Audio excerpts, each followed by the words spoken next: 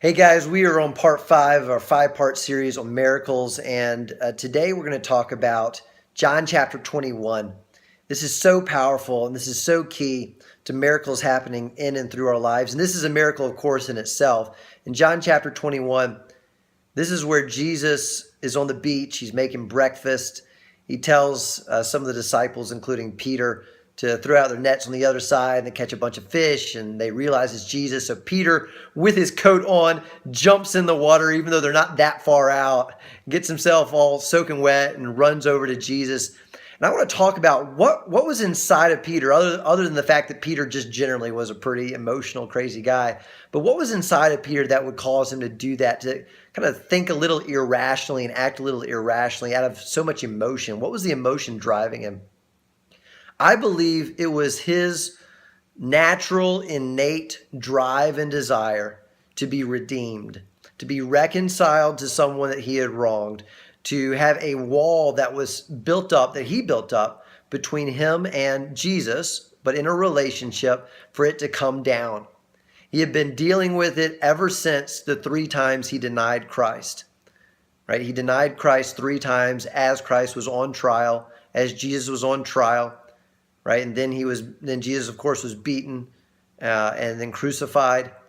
And I can just imagine when Jesus died that Peter must be thinking, he's got to come back to life. He's got to come back to life, if for no other reason, because I've got to be reconciled to him.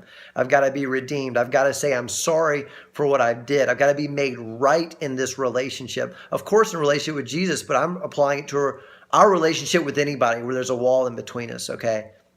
And so Peter runs to the beach. Jesus has breakfast ready. So he's saying to the one who denied him, let's eat together in the most intimate of meals, breakfast, right? And then he says, of course, and many of you know this, but he says to Peter, do you love me? And he asked him 3 times. And he asked him 3 times because Peter denied him 3 times. What Jesus was doing in the spiritual realm was redeeming him, reconciling him, was almost like a surgeon sewing up a patient. Jesus was working on the area that needed to be worked on in Peter. And he wasn't working on it in the way that so many times we do, which is to say, you know what, you denied me, but I forgive you. You did that to me, but I'm going to forgive you anyway. Jesus was so kind and so gentle and so therefore powerful in his response to Peter and the way he interacted. He gave Peter a chance to be built up, to be built back up. He denied him 3 times. Jesus gave him a chance 3 times to say, yes, I love you. I love you so much. So I just want to challenge us today. The miracles happen when the walls come down. And we can do miracles by helping walls to come down, walls between us and others that have existed for so long, the bitterness, the anger, the frustration, the pain.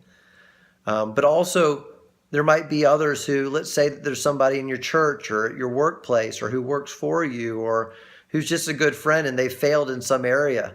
They were given some small project and they dropped the ball, or a big project and they dropped the ball, or in a relationship they dropped the ball, or in your relationship they dropped the ball.